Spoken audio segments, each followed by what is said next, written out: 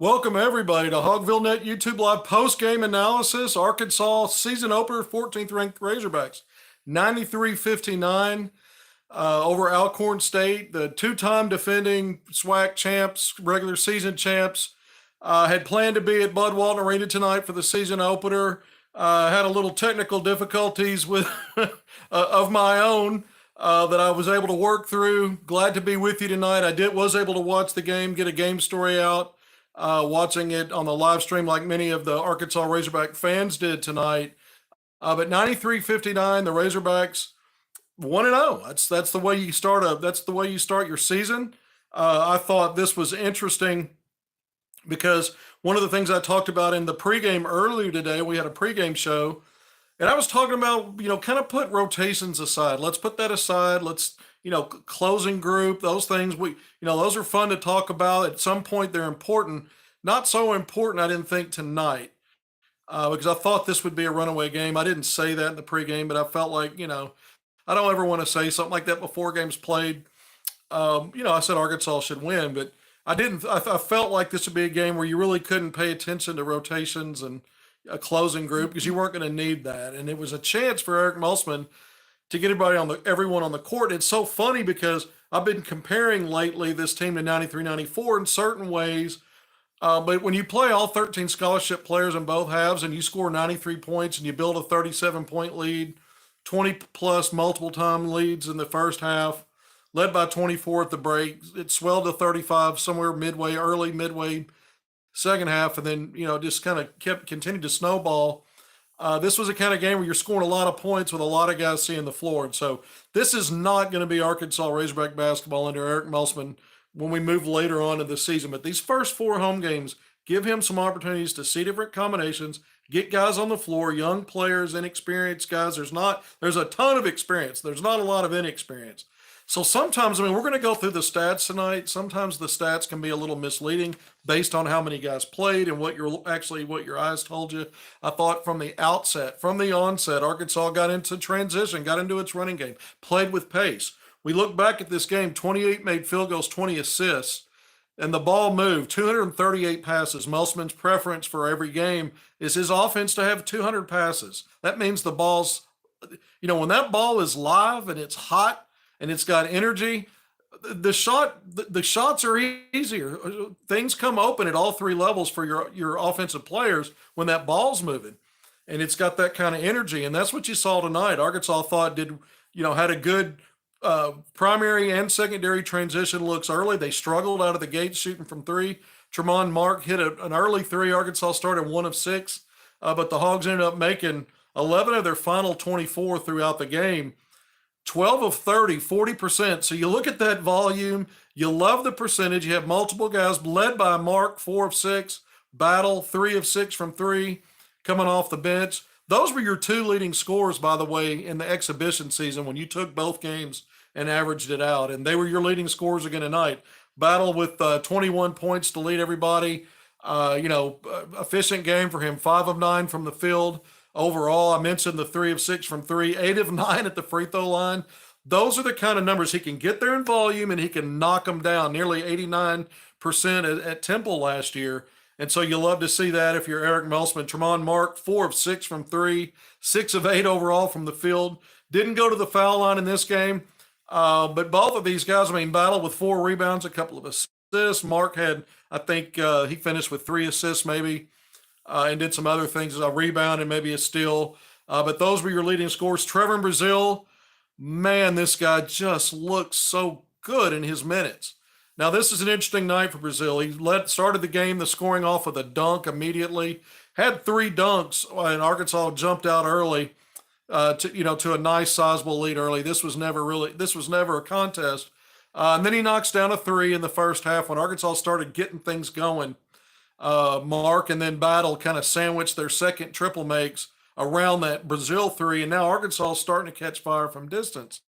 Brazile ends up with 13 points, made all 4 of his free throws. Those came in the second half, scored 9 first half points. Ejected with just between 10 and 11 minutes to go.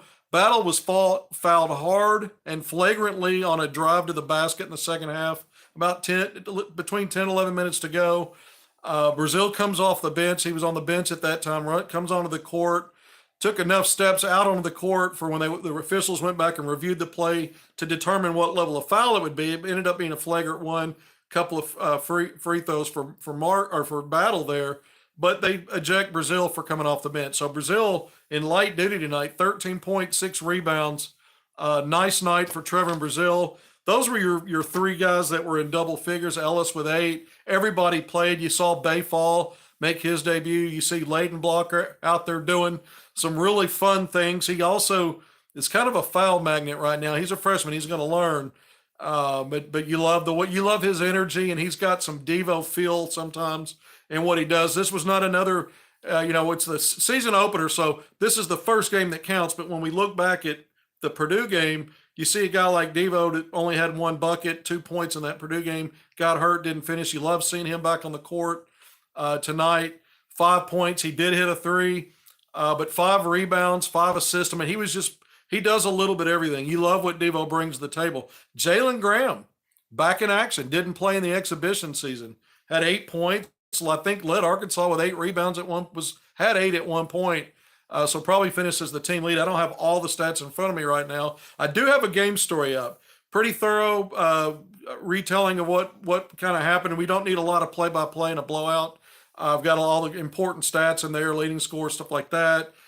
Some other key information. We'll get Musselman and player quotes in a little bit later once we wrap things up here. It's late, man. It's pushing what we're at 10 o'clock or close to it. But on a Monday night, but it's your first regular season game. Arkansas's 1-0, only 30 more games to go until postseason. And this is how you want to start. Yeah, Arkansas, when we look at it statistically, some of this feels like the Purdue stats. 51.9% overall from the field, 28 of 54. I mentioned the 20 assists.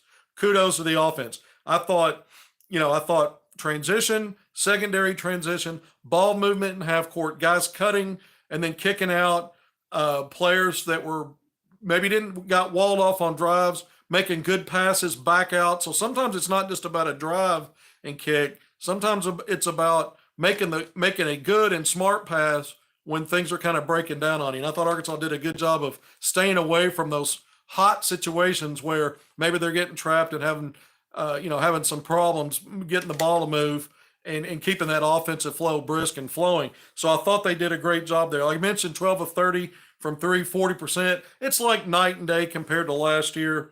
I mentioned the guys that kind of were the leaders of the pack there. 25 of 37 from the free throw line. So Arkansas, it's 20 more than they got at the line at Purdue, against Purdue in that exhibition game, 20 more attempts. You look at the percentages, basically 2 out of 3 makes every time you shot it. And that's 67.6%, a little better than 2 out of 3. But what's really key here, so many guys played. Bayfall, Denaje Harris, those guys I think combined for 5 of 12 at the line. Jalen Graham, I mentioned his 8 points, but he was 0 of 2 at the free throw line. He's a guy last year that shot in the 30% range. And so although he does bring some good things to you offensively, that might be a reason in the closing stages that you're not on the court, and there might be other guys ahead of him as closers anyway in a tight game.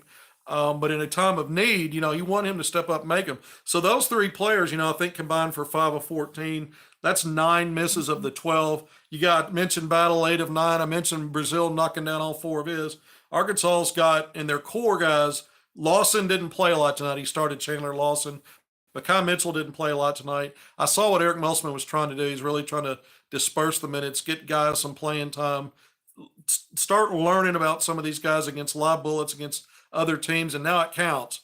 So I understood that. But Lawson was 2 of 2. He was 3 of 3 against Purdue at the line. So you get an idea that the guys who, when the rotation starts to settle in, and Musselman's trusting 6 or 7, maybe 8, the guys that are hitting the free throws are the guys that are going to be in that group probably. So the stats I talk about, sometimes they can be misleading. I thought a little bit of that here when we look at this. Arkansas holds Alcorn State 20 of 51 from the field, 39.2%. And Musselman talked about in the press conference earlier in the week, he was worried about some of these guards for Alcorn State, some guys they brought in, some guys they brought back, being able to stretch the floor and give Arkansas problems shooting from 3. Arkansas does a good job typically of holding teams below the amount of attempts they want to take and keeping them low on percentage. That was the case tonight. Only 3 of 9 from three, 33.3%. So even though this wasn't a great 3-point shooting team a season ago, just under 30%, Musselman felt like they might be better this year, might have some weapons out there. Arkansas took that away. And when did you think you'd ever see, going back to the last 2 seasons, Arkansas taking 33s compared to an opponent's 9, and quadruple. I mean, a 400% upgrade in makes 12-3. So that this is a different Arkansas team right now. The way it looks, the competition's going to get better later this month when Arkansas goes to the Bahamas for the Battle for Atlantis, 3 games there, comes back and hosts Duke at the end of November. But these first 4 games, now you move on Friday. It's Gardner-Webb back at Bud Walton Arena. Next week, it's another Monday, Friday. You start Monday with Old Dominion. Then Friday, you've got Greensboro, a team that gave Arkansas hell last year before the Hogs pulled away late. So you've got those 3 games coming up. So you get 4 at home, mid-majors, low-majors teams that you feel like Arkansas's obviously going to be favored there, but you expect Arkansas to win those games as well. But these are opportunities for Musselman to get a lot of players onto the court as long as things are going like they did tonight. I mentioned the offense. This is just, and going back to some of the comparison to Nolan Richardson's teams, it wasn't just the amount of guys that played, but just how brisk everything was offensively.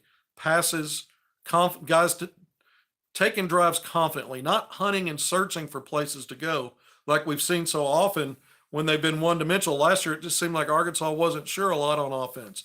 This team seems quite sure they got guys that are very capable.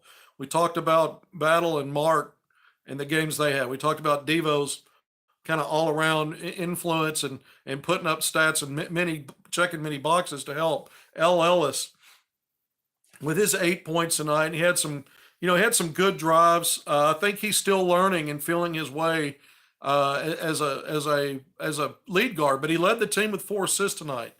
And so he did his job. And again, this opponent, it's hard to have a lot of takeaways about, individual players other than their stats, because everybody played not in guys in their roles, what they're going to be, were outside of those roles tonight. So it's in that level of competition, even though it's a 2-time defending SWAC champion. I mean, a 34-point win, and there really wasn't a whole lot of resistance from the opening whistle. So you get value in picking up a win. You get to see a lot of guys, what they can do. Your core guys, your rotation guys, your closers, not as much to talk about there. And so when we try to break each individual down, it'll be more and more interesting once you get out of these first 4 games, because we're going to learn some things about these guys. We're going to learn a whole lot more later this month when the team goes off for those neutral site games and then comes back home to host Duke in that first ever ACC SEC challenge. What a schedule this is, and this is probably the easiest part of it. Even though some of these teams, you got to respect all opponents. I mean, there are upsets every night. I'm sure there's some upsets. I need to go look at the scoreboards. I've been busy with this Arkansas game. Need to go look at some of the scores around the country. I promise you, there's probably some upsets out there. But I think Musselman's probably pleased. I think the biggest thing when we can start going back through some of these stats, 16, 15 edge and turnovers. 2 games now, because Arkansas turned it over 15 times, where Arkansas's plus, but it's very narrow. Here's what you love about the stat, though. Only +1 in turnovers, but +12 in points off turnovers, 22-10. So you more than doubled up your opponent. You made them pay for their turnovers. Arkansas in double digits again in steals, 10 steals tonight. Alcorn State, a really good steal team last year, 8 per game. Tonight, Alcorn State got 7, so close to what it averaged a year ago, but advantage Arkansas there. After getting clobbered on the glass against Purdue, Alcorn State, when you look at total rebounding, hasn't been a strong program, but really good on the offensive glass. That's where they've been really good. Arkansas, 44-26, +18 overall, and doubled them up on the offensive glass, 14-7. Now, both teams had 8 second chance points, but you held your own there. Against Purdue, you were 17-0 in second chance points, -17. So, you really dominated the glass, and you didn't lose in that second chance points. This was a game where Arkansas was only +2 points in the paint, 32-30. Fast break, Arkansas had the edge there. They were +7 at halftime, 10-3. Alcorn State ran a little bit, I thought, at times in the second half. 18-13 was the final margin, +5 in fast break. The bench, again, 49-17. We talk about Caliph Battle. What a weapon off the bench as a six-man. I mean, you have to go back to J.D. Note a few years ago at his first season playing for Arkansas after redshirting, sixth man of the year on that Moses Moody, Devo Davis, Jalen Williams freshman team, Justin Smith, Jalen Tate, and J.D. Note would come off the bench and pop off like that. But Battle's probably a more efficient kind of a player, bigger, stronger guy. And so we saw tonight exactly what he can do. I mean, he's Arkansas's leading scorer so far. So that's important to remember. He's capable of doing that every night. He could be the guy that leads them in scoring throughout when the dust settles, when it's all over. I'm not saying he's going to be the leading guy every game. Obviously, other guys are going to do it. We see Tremont Mark, who really wasn't a big-time scorer at Houston. He started to become better offensively and scoring the ball in postseason last year. And now we've gotten more than a glimpse. I mean, it's still a glimpse when we look at 30 more regular season games, but what we've seen so far, he's been a capable scorer. 15 against Purdue. Tonight it was an efficient 16, both games efficient. And again, I think he's a guy that when you look at his three-point shooting, I don't know that anybody saw him being a guy that was going to knock him down like this. 4 of 6. We'll see if he's able to continue to do that. When we look at this from a statistical standpoint, I've kind of gone through all of that. Again, I think some of it can be misleading because you played everybody. I think the biggest things you take away from this game is you're 1-0. You've got a sense, I think. I mean, I think you have a real feel at this point for who your top 7 and 8 probably are. And I think it's interchangeable at the back end of that rotation. And I continue to say, like I did earlier in the pregame, that you're built and equipped now to deal with adversity, whether it's injuries, foul troubles, anything that can come up, because you've got skill diversity and flexibility at each position, and you're deep at each position. So Arkansas can turn to a lot of different guys to affect a lot of different things when it's needed. And you like to see everybody getting to play in a game like this. I mean, both walk-ons got in at the end of the game, but when you looked at the arc of the game, first and second half, all 13 scholarship players saw the floor in each half. That's a big deal. Denaje Harris, I didn't bring his name up. He was out there tonight. Joseph Pinion. Everybody got to see it. Jeremiah Davenport. He didn't have a great shooting night, 1 of 6. He's a guy that's going to help Arkansas. Pinion can be too. He was last year in a couple of games, stretching the floor. I don't think, after Ellis was so good, going through what we saw in open practice, what we saw in the red-white game, what we saw against the Division II Texas Tyler, he was so good as a lead guard and a efficient scorer. I thought he took a step back or didn't live up to that. Davenport looked bad tonight. Poor shot selection. Davenport's one of those guys where you're going to think that if he's not making them. And when he catches fire and knocks in 3 or 4 of them, you're like, he can make those. And so he does take some bad shots. I'm not going to say he doesn't. The decision-making is part of the thing with him sometimes. Sometimes he tries to do a little bit too much with putting the ball on the deck. There'll be some turnovers. There'll be some shots you're scratching your head because he gets off balance and he's not really squared up. And so but then there'll be times where he rattles off 3 or 4 and you're like, okay, I see why he's probably got a green light. But I like the comment because you're not wrong. It's just with a guy like that, and you can afford – this is another thing where you're not living and dying by a guy's decisions. You're not living and dying by his decision. You've got so many guys that get it done. I don't think he wasn't dialed in from deep. So we got several people commenting on Davenport. But, again, Arkansas's versatility – throughout this lineup, you saw some of that tonight. I was glad to see Bay Fall get out there. He's a young man that needs to get stronger. There are things he needs to work on in his game. I think it's clear that he's not front and center in that front line rotation. That's okay. He's going to get some opportunities in these first 4 games, I think. We'll see how things play out. We'll see if Arkansas has some nail biters in the next couple of weeks. Remember, the first 4 games at home, and they're in an 11-day span. So from now through the 17th, November 6th today through the 17th, Arkansas will have played 4 home games before going off to the Bahamas. So in a pretty quick amount, pretty soon here, we're going to have, in less than 2 weeks, we're going to have more of an idea about individual players, how much we really know about rotation and game closers might still have a little bit of speculative feel simply because I'm not sure how challenged Arkansas is going to be in these games where they won't be able to just put everybody out there and give everybody a chance and see what they can do. We're 20 minutes into this. Thank you for joining me. Hogvillenet YouTube Live postgame. There's not a whole lot of analysis in something like this. You ran away with it other than, kind of tipping your hat to the guys that showed well tonight as a team. Everybody, did their part. Turnovers are a little problematic. The rebounding, you love to see that. I think it was good to see Jalen Graham. You see some of the things he can do offensively. Devo fired a no-look pass to him in the first half. He dunked it. He had another basket before that and a chance at an and one. He's just not a good free throw shooter, but he's a guy that you want to see him consistently grab 8 rebounds or get on the boards. Blocker is a real menace on ball, man. I can't wait to see what he turns into over time. I agree. But, Blocker's a tough kid, man. He's a joy to watch because he plays with energy. He plays hard, and he's not afraid of the moment. He's going to stick his nose in there. Now, he's going to get some fouls, maybe some turnovers. He fouled out tonight.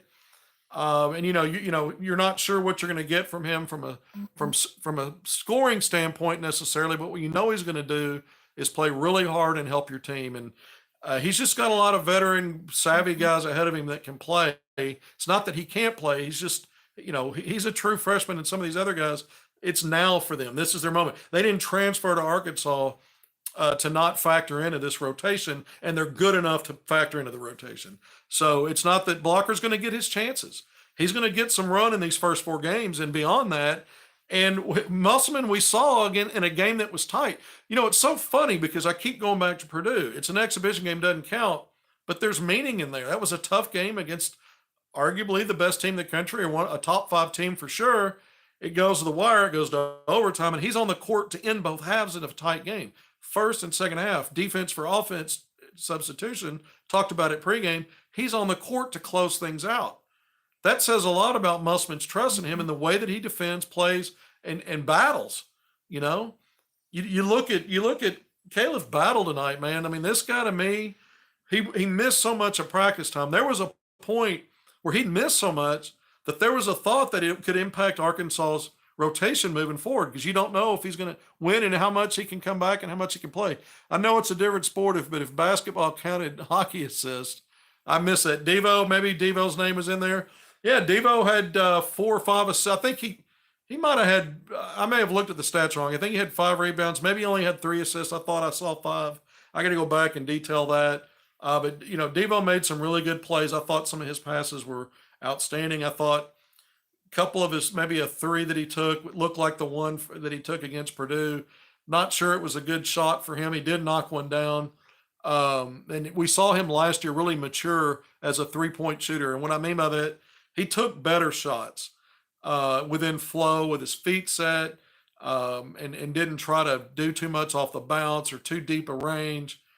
So I think he'll settle down there and find himself there. Arkansas was mostly pleased, Musselman said, in the offseason and practices with his 3-point shooting. So we'll see. I don't expect Devo to have these quiet offensive nights in terms of scoring throughout the season. He's a guy that can give you 10 to 12 points on an average, and I think he'll get his numbers up a little bit. But what matters is winning, and he's out there doing things that help you win. I thought there were some defensive lapses tonight for Devo at times. I mean, when you look at it statistically, Arkansas did the job. I went through all the stats, turnovers, points off turnovers, field goal percentages, all those things are fine. But just when I look at it with the eye test, I thought Arkansas bailed out Alcorn State a little bit with some Matador stuff, because they wanted to. Sometimes when you get an up and down game and you want to get in transition, it's easy to shortcut just a little bit and let the next guy handle it, and you take off, or you're ready to get to the races. I'm not saying Arkansas's players were consistently doing that, but there were lapses at times. I talked earlier in the pregame show about how good Arkansas has been in the exhibition season and how good it was at contesting shots. I thought for the most part that was true again, whether it was in the paint or other places. Now, there was almost a break even in the paint scoring. That may be something that Eric Musselman takes a look at when they go back and look at film. This is an opponent you'd like to do a little better than. But you got to remember, too, this is a team that only took 9 threes. Arkansas took 30. Arkansas had a massive advantage behind the 3-point line. It is so weird saying that. I mean, it was weird saying it in the exhibition season when the games don't count. It's even weirder now that they count. Arkansas's clocking that kind of advantage from behind the line. So when you talk about that and then you look at the points in the paint, you're like, well, Arkansas took 21 more shots from distance. That means you're not around the basket scoring. And when you still maintain the kind of numbers advantage Arkansas got at the free throw line, took 11 more foul shots in this team, but took 21 more shots from three. That says a lot about inside out dominance, even though you didn't really win the paint war in terms of the scoring inside. So sometimes, like I said, you look at stats; they can be a little misleading, and you want to be careful what you judge there. I'm getting some really good comments. Well, I need to put these on. They come on, they fade off, and I try to read them without glasses. I squint, and that looks dumb anyway. So we're gonna have them turnkey ready. We're gonna do them like that, and then I'm going like that, and then I'm zeroing in. Guys, I had everything packed into the car, ready to go to Fayetteville after doing the pregame. I'm just going to throw it out there. I'm not trying to complain about it, but I've got a pinched nerve in my back, and I did. So I was lifting something in the garage, and I set that thing off, and my entire right leg went numb for about 40 minutes. I had to deal with that for a while. I can play through pain and injuries. I was a little nervous about driving in case that thing flared up again and my leg went numb, because that's either leg when you're driving. I mean, especially your right leg. So I didn't go. I wasn't able to make it today. I think I'm fine. That was just a weird kind of a freak thing. Don't want to make this about me, but that's why I wasn't there for the season opener. It takes a lot to keep me out of Bud Walton Arena. This is the first time since Muss has been the coach, everyone team was good enough to maintain a large lead with no real fall off, even against a lesser team. And that's the point. That takes you back to those Nolan days. Again, I'm not saying this is a Nolan kind of team. It's not. But there are similarities. There's quality. Nolan was not afraid to play 10 or 13 guys. And oftentimes Arkansas would build leads with their second unit, and it would just snowball. It would just continue. And it was just the system and the way they played. I think this is not the same kind of system, but the recruiting at all five positions and the depth and the quality, all of it, this is what we might see these next few games. Maybe not every night in the next few nights, these next three games in the next, I said 11 days after this one, but you might. And I think Eric Musselman just really relishes this opportunity to get a bunch of guys in there. It gives them playing time. It gets them confidence. It lets them measure themselves, figure out what they need to work on. Love the defensive intensity of this team. You're right. It's weird to say Arkansas dominating from three. It's so strange. I mean, it doesn't feel right, but it's what we saw. I mean, we saw the game. And so, I think when I'm looking at this season already, because we're one game in and only 30 to go. So as deep as we are into it, I think we'll see Musselman get back to 7 or 8. I don't want this is fool's gold right here. The only way we see this is if it's a lopsided score, and we know the way they play. There's just not a lot of that in those meaningful games, especially when you get in a league play, when the competition's better. And he's going to stick tight, man. There'll be games where there's only 5 or 6 guys getting heavy minutes, and then 1 or 2 more guys kind of filling in some gaps there. So 7 or 8, and then there might be games where you see 9, maybe 10. But you're going to see some very sparse minutes at the back end of that, and it's not a true rotation look. But I think we could see more of this like I said, in these next 11 days, and it could be fun. And we could see maybe Arkansas having these kind of scores and, not seeing a ton of drop off when guys come in. I mean, Joseph Pennington in the first half, he came in, he made a couple of defensive plays. I love seeing that. Blocker's energy, man, the stuff he does, he sticks his nose in there and he's competing with every little thing. That brings joy to the basketball loving heart. It just does.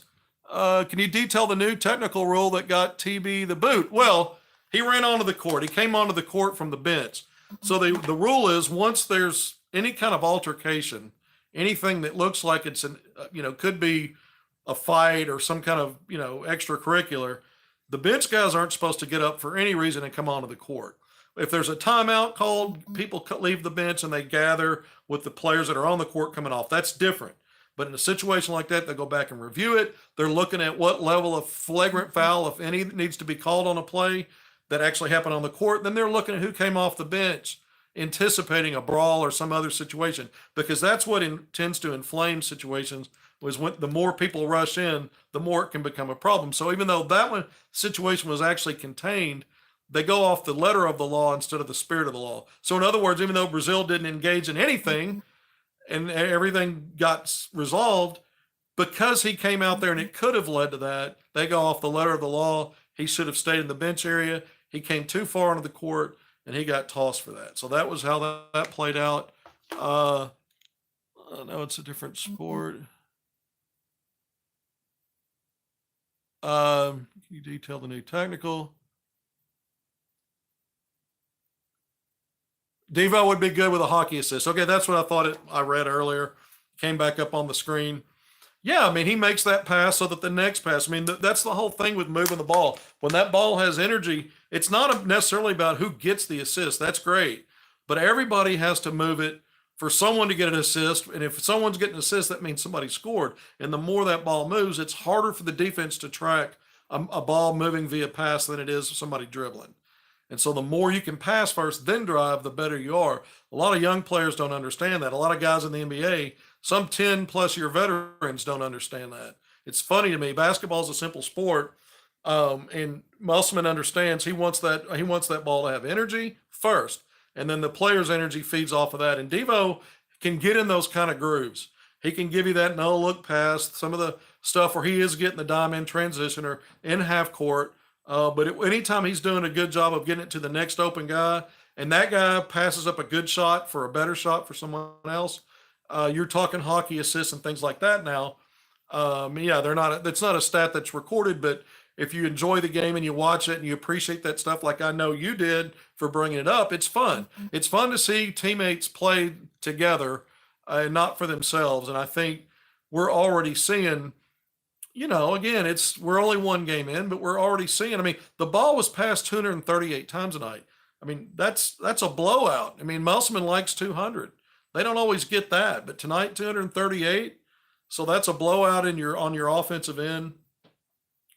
And I talk a lot about secondary transition, but that's really all that means. Is it's not true fast break, but the defense hasn't fully settled in, and you might find some easy scores in the latter stages of what might be considered a secondary transition. Caliph and JD plus 3 inches of height. Battle, well, I mean, Battle's a bigger guy. He's a stronger guy. JD was pretty tough though. I mean, he, size wise, but I mean, he was a slasher. He would shoot from just about anywhere. I think Battle's when I look at his game, I think he makes more efficient decisions. So that will lead to efficiency in percentages, probably. Better free throw shooter by percentage for sure. JD was a little up and down at the line, decent overall. Battle's a better shooter because I think he's a better decision maker when he takes shots. And he's a guy that once he catches fire. The other thing is I think Battle's,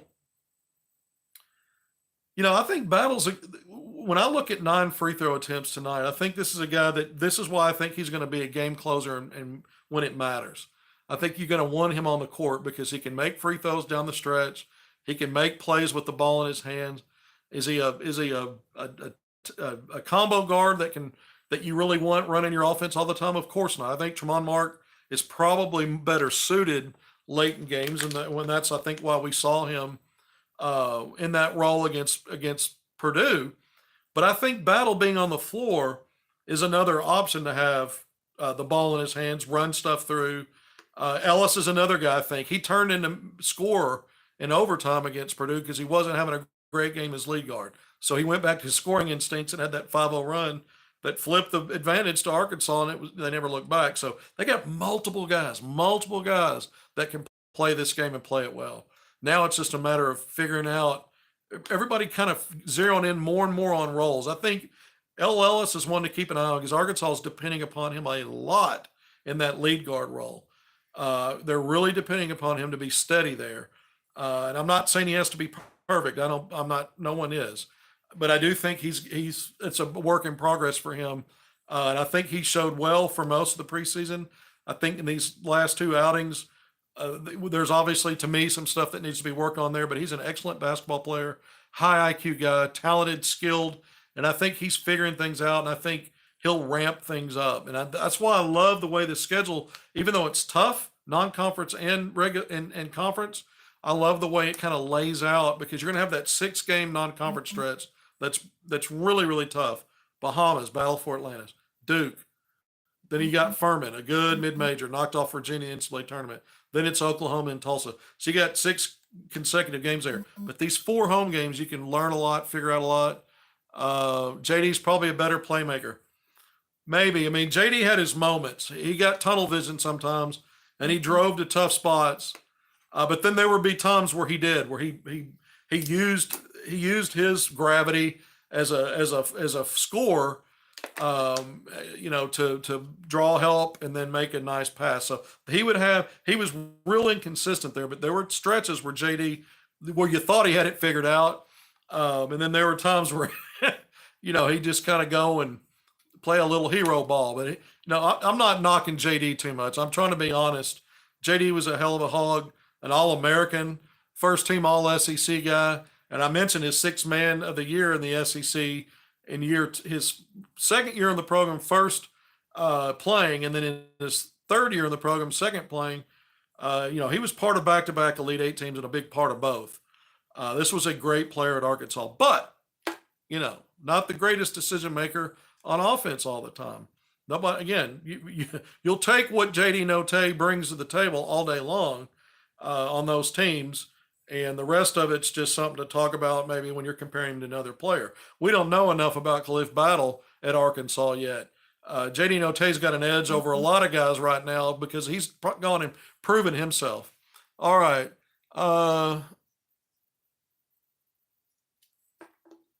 Yeah, subtle message in the presser about L. I talked about it. I talked about L against Purdue. I didn't hold back on that. I said I thought in his lead guard role he struggled for most of that game.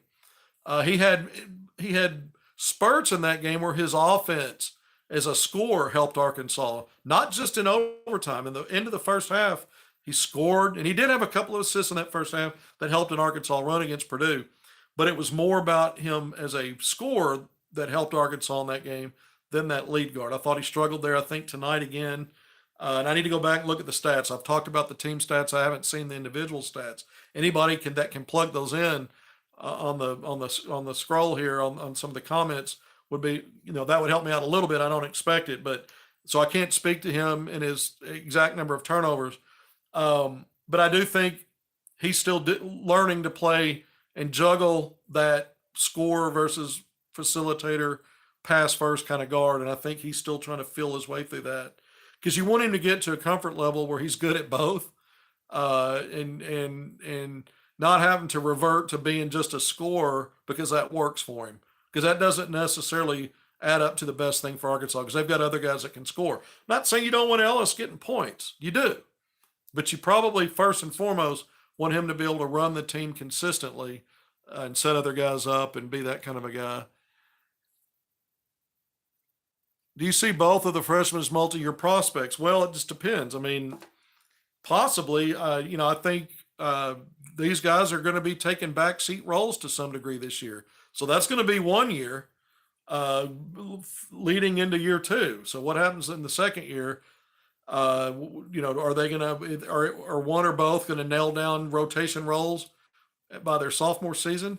I still see a path for both of these guys based on circumstances where they're going to get playing time in games that matter moving forward, not just games like tonight. And so we just have to see how it all shakes out.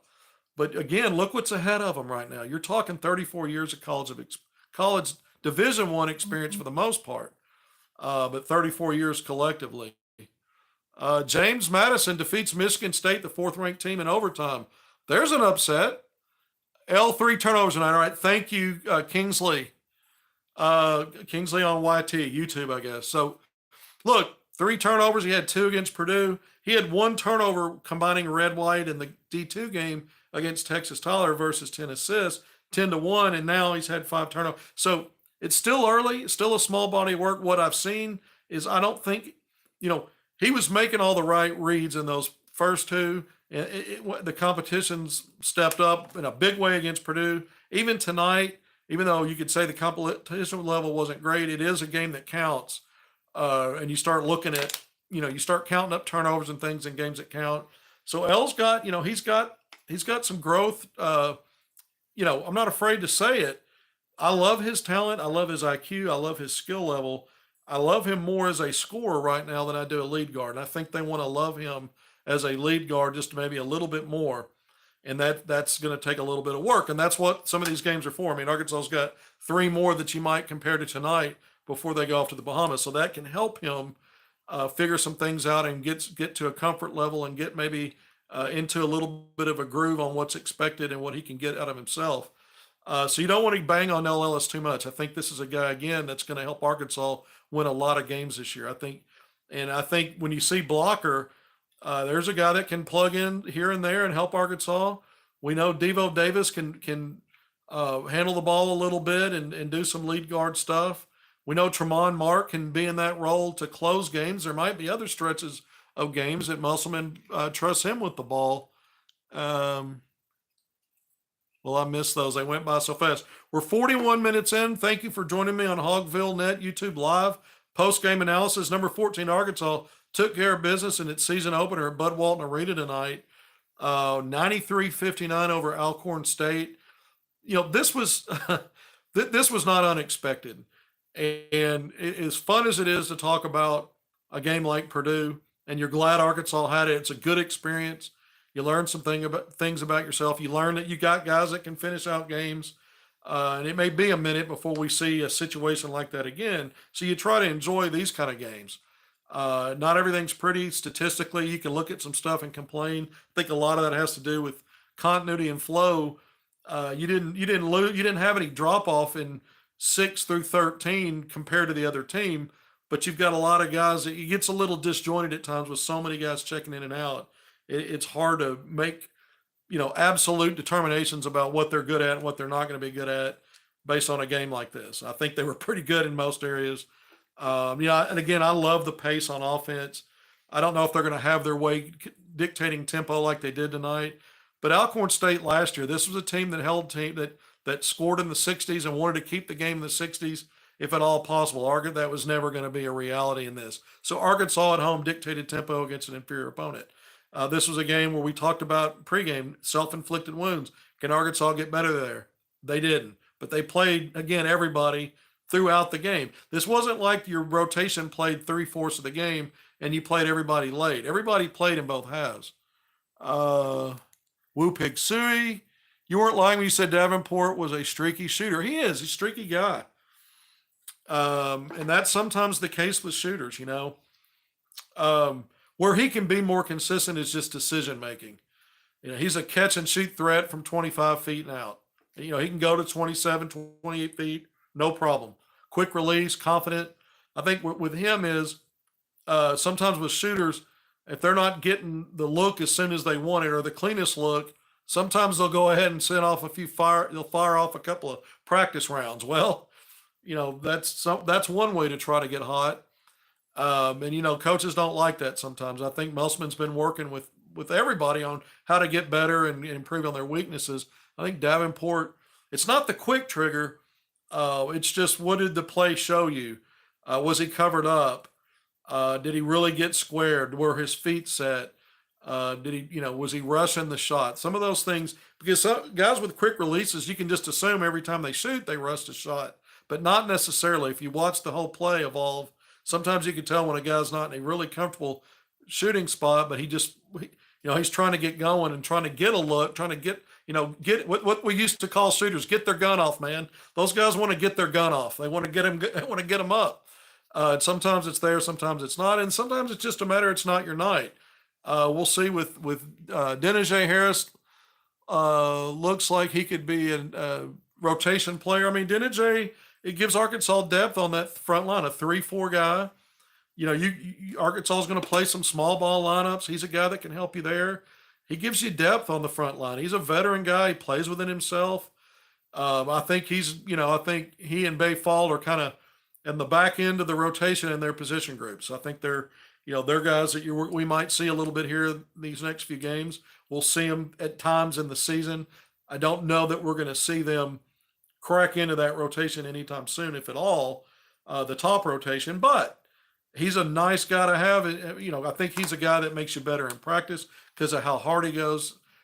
Um, he's got some savvy because he's been around for a minute, and there's some toughness there, and he's a grinder. So you love guys like that. You want him on your team, and he's going to help Arkansas win games, whether it's what he brings in practice, challenging other guys, what he can give you, spot duty here and there. Maybe it's foul trouble. Maybe it's an injury. Maybe it's just something else. You need something else because nothing else is working. He's a guy that I think can come in and respond. So I appreciate that comment. I don't know about a rotational piece, but I do think he's a guy that can help Arkansas somewhere in some ways and will. That's why I love this roster. I don't have to just say that stuff and not be sincere about it. I mean it because I've really paid attention to him. Stat said before game Alcorn State was, and it faded. I'm just so slow on the draw here reading the comments. 45 minutes in, I'm going to push this to an hour. It's late. I've got to go add quotes and finish up a game story. We had a pretty thorough story tonight. We're going to add more to it, get some color in there with the quotes. Muss always has interesting things to say. We'll get player quotes. I heard a little bit of Caliph Battle on the radio post game. I like some of the things he said there. I'm not sure what players stepped to the podium tonight because I didn't watch it. I was putting as much in as I could in the game story before I came in on here because I always want to do the Hogvillenet YouTube live with you guys. Also want to just right now while I'm thinking about it, thank my 3 sponsors who helped me throughout the year: Parkway Automotive here in Little Rock, Finch Brokers Inc. in Central Arkansas, and my latest and newest sponsor up in Northwest Arkansas, Jose's Bar and Grill in Town. Jose sponsors my pregame shows. I'm going to be doing those from Jose's Live. I've already done 2. We didn't today because Jose's is closed on Mondays. So any Monday games, I won't be doing pregames from Jose's. I did it here from the Man Cave where I'm bringing the post game tonight. I told you why that was. Unfortunately, I did not make it to Bud Walton today. Something about the team not getting along much the last year. Look, I'm not going to get into that kind of stuff.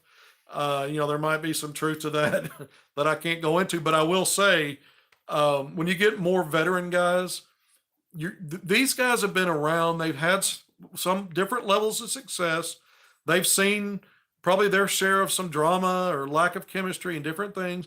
What they're looking for right now is to take the next step. They come to play for an Eric Musselman to help them get ready for the next level, to help them get more exposure, because now he's got a proven track record of winning at the highest level and being on big stages, and they want to get better, and they want to be a part of a winner. And so you hope the more veteran guys you bring in, you get a good mix of them that are kind of putting aside selfish things or individual things for team and try to, maybe they've learned enough lessons to understand the more they help winning and contribute to winning, the more it puts a good light on them as players.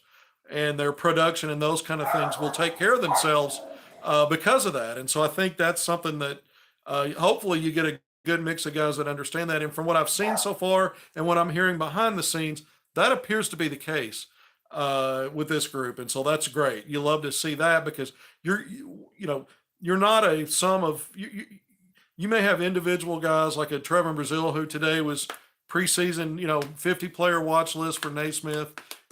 Devo Davis, preseason All SEC. Tremont Marks, preseason Jerry West Award, 20 player watch list. Probably going to be an All SEC kind of guy. Khalif Battle could be an all league guy. L. Ellis still has potential there. Chandler Lawson's going to be a hell of a player for Arkansas. You go down the list. These guys, it's not about the value of each guy individually. It's what can they do together, not just on the court, but how they get along, how they work together, communicate, all these different things. You hope it's good off the court, in the locker room. When they do the team bonding stuff, you hope you start to build some of that stuff and see it bubble up through as you move along. And so this is a team I think that's probably, I think the biggest thing is when Eric Musselman talks about this group, there's a sense of confidence about what he's got. Not arrogance, but a confidence. And it's come out more and more the more he talks about it. Now he's going to identify problem areas and things that need to get better and things that displease him. He uses different ways of doing that. But I think overall, you've got this sense he's really pleased with what he has. And that tells me he likes the makeup of this group, not just because of what they can bring to the court and all that experience, but probably because he's got them playing together and sees them working together.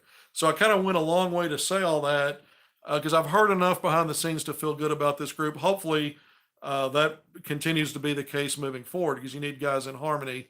You got a lot of egos in high major sports, and so when you can get guys on the same page, great. Helps you be the best you can be. 50 minutes in, we're going to try to push it to an hour.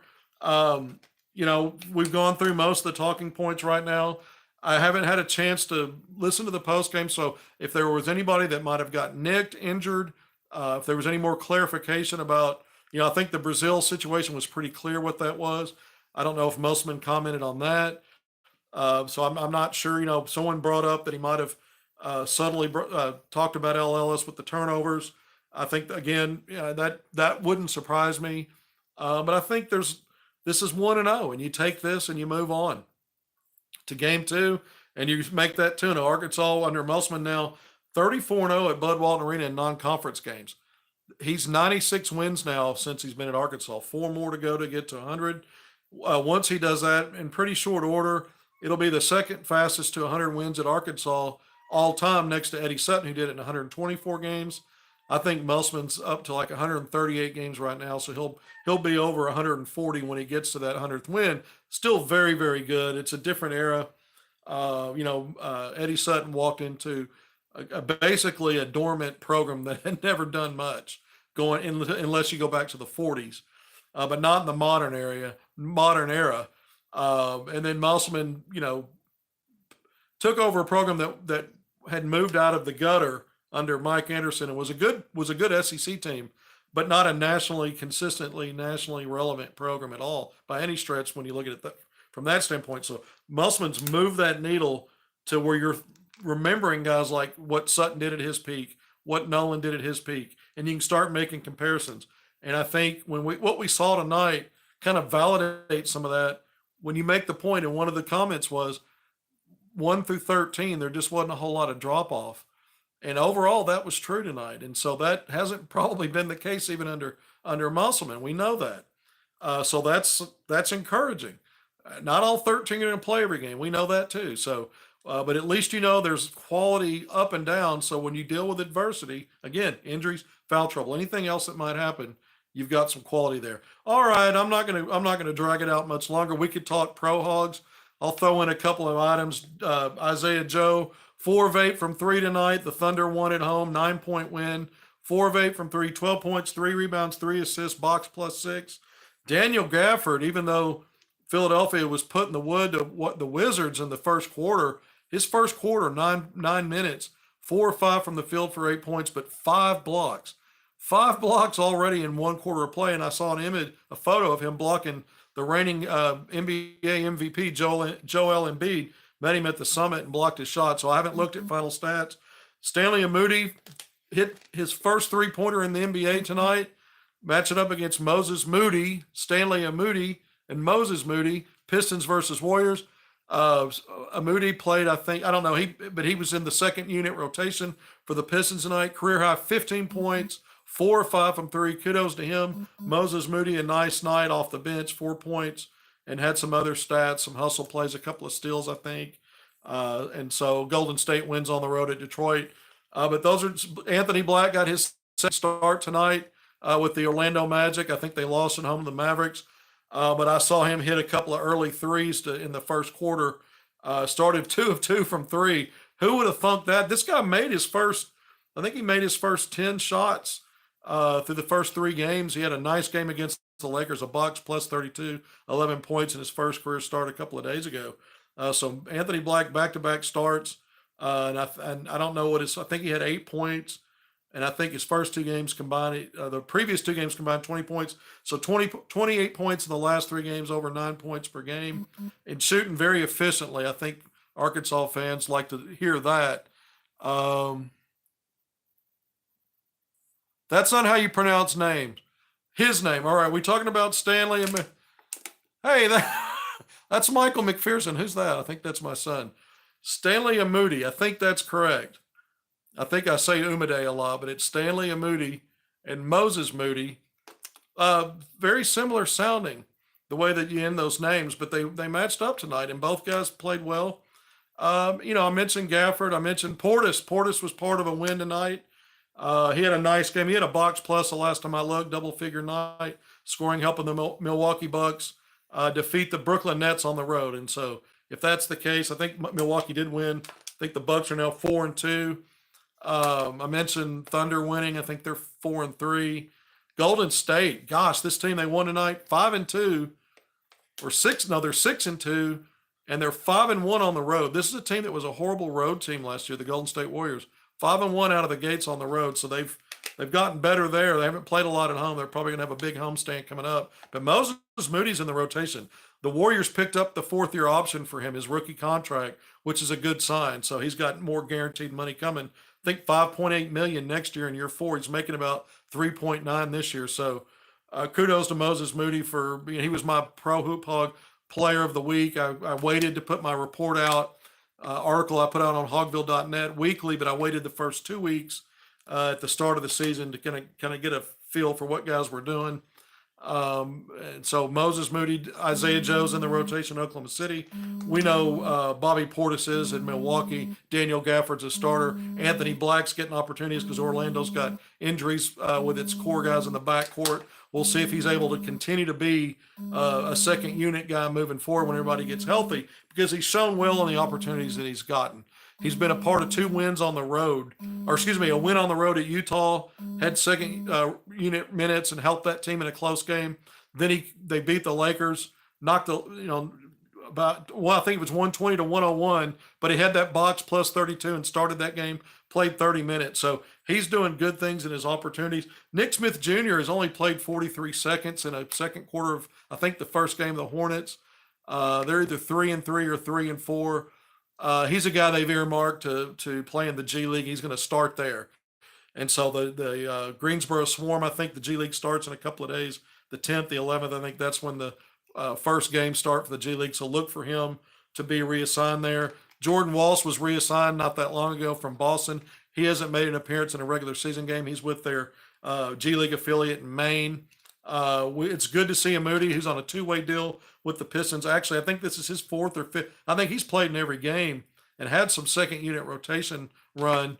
We'll see how much, when you're on those 2-way deals, you're limited in how many games you can play in the NBA. So he's going to have games that he'll also play in the G League. Ricky Council the 4th, we know he was signed to a 2-way deal with Philadelphia on draft night when he went undrafted. Then he was waived after a preseason. Then he was re-signed to a 2-way deal by the Sixers. So look for him in the G League as well. He's not played in an NBA regular season game yet. Patrick Beverley's with the Sixers, 12th year veteran. He's, for the first time in his career, he's not a regular starter. He's a second unit kind of guy right now. And, his production's a little bit down, but, we know what he brings. He's one of the feistiest players, active guy, just a pest. And there's value in guys like him. But year 12, so that's big for him. Bobby Portis, year 9. Wow, some of these guys. Daniel Gafford, it seems like he was just at Arkansas yesterday. 5th-year pro. Isaiah Joe, 4th-year pro. Jalen Williams, by the way, played again tonight.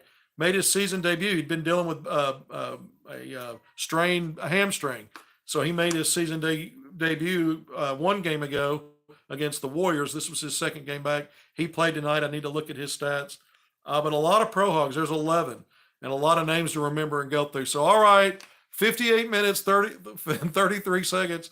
I've just willed my way to making this. I don't know how many stuck with me, but for those who joined at any point in this or stayed with me the whole time, thank you. Arkansas wins 93-59, 14th ranked Razorbacks now look ahead to Gardner-Webb. A team, by the way, we talk about Bobby Portis. Arkansas's returned to the NCAA tournament back in the 2014-15 season. Portis was a sophomore. He was the SEC Player of the Year, 2nd team All-American. Arkansas had not been in the NCAA tournament in 5 seasons. It was their first time to get back in the tournament. Gardner-Webb was Arkansas's first-round opponent. That was a tough game. Arkansas, of course, the NCAA tournament can be like that no matter what the seed or what the opponent is. Arkansas won that game and lost to North Carolina in the second round in that one, the round of 32. But Gardner-Webb's your next opponent. So this is a program that's, periodically had some mid-major, low-major success. Then I mentioned again on Monday, it's Old Dominion. Then Friday of next week, you're looking at Greensboro again. So we're going to sign off now. Thank you for joining me on Hogvillenet YouTube Live postgame analysis. Until next time, see you then.